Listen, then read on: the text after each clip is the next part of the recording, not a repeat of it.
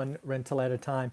And what I wanted to talk to you today about is an interesting article I read on CNN. And it actually talks about the worst economy in the United States. They introduced this concept of the back to normal index. So we're going to go into this in some details. We're going to talk about why. We're going to kind of talk about what might happen in the future. And of course, we are going to tie this all to the consumer and to real estate investing. But before we get started, wanted to once again congratulate people who are doing the work, getting deals done. We read off one name earlier, but I've gotten a couple more this morning. So I want to congratulate Michael, who actually closed 3 houses next to each other. Michael was doing the work as I prescribed, looking at deals, found this opportunity, made what he thought was a low ball offer, but was accepted. Turned out to be a probate deal, which he just closed this week. So Michael, congratulations. And I want to congratulate Seth. Seth closed a second transaction in the state of Michigan. So I wanted to congratulate both of them. Now, as we get into the worst economy in the United States, would it shock you if I told you it was New York, and most specifically New York City? A couple of very interesting things to look at in this is first and foremost, the back to normal index. This is a collection of individual variables that are put together to say, hey, is this area back to normal? Just for a level set, the US, when looked at totality, we are now 93% back to normal. Back to normal is 2019 levels. So again, the US, 93%. New York State, and again, more specifically, New York City, 83%. So substantially below the average.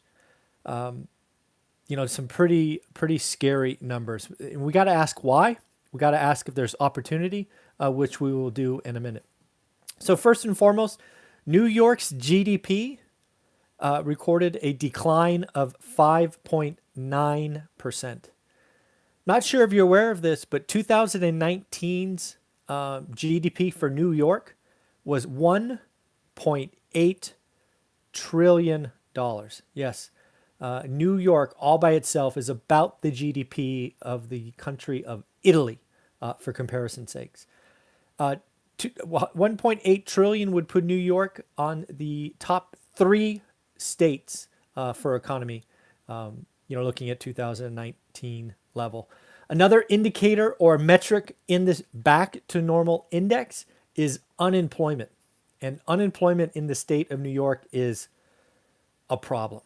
It's 7.8%, puts them in the bottom 5 for unemployed. One of the reasons is New York is a service-based industry, right? Think tourism, think hotels, think restaurants, think Broadway, lots of service-based things, and that was shut down for the better part of 14 months. The big one, restaurants. Again, these are indicators that point to New York being the worst economy in the United States. Restaurant goers, think dine-in, are down 40% from 2019 levels. As a country, the nation, for comparison, we're down 13%. So again, New York is at the bottom. So the questions that I have as somebody who follows the consumer, that looks for opportunity in real estate markets, and I think about New York, I have to ask myself a couple of questions. First and foremost, because it is a service sector economy, did they just lose the employee base? Right? The employees didn't have anything to do. They probably moved home or they moved to cheaper areas. Not only a rush to the suburbs like the wealthy Wall Streeters, they probably moved somewhere else because it is cheaper. Second, what is going on with small business in New York? Lots of vacant storefronts in New York, and it is not rebounding as fast as expected. And then lastly, the biggest thing you have to ask yourself as a real estate investor if you're looking at New York is, did the consumer behavior change? What we've seen the last 14 or 15 months is dense living Think vertical living, which is very New York City. Has that now turned out of favor? And people want space, i.e., think move to the suburbs. So there's a lot of things going on in New York. There's clearly real pain going on in New York. Again, a back to normal index of 83. Employment, dine-in, things of that nature are not yet back. New York is going in the right direction, you would hope, right? Broadway is opening in September, from what I have read. Tourism is ticking up slightly over the summer, mainly domestic tourism. What New York needs is international tourism. New York City specifically is the #1 destination for international tourism. So again, New York, as of right now, is still limping its way back. It did suffer the largest lockdowns right out of the gate. And to see that they went into lockdowns first and coming out last, that is pretty painful. Something to think about, though, as a real estate investor who might be looking at New York is, are there any kind of pain or any kind of pain that's being felt that might create opportunity?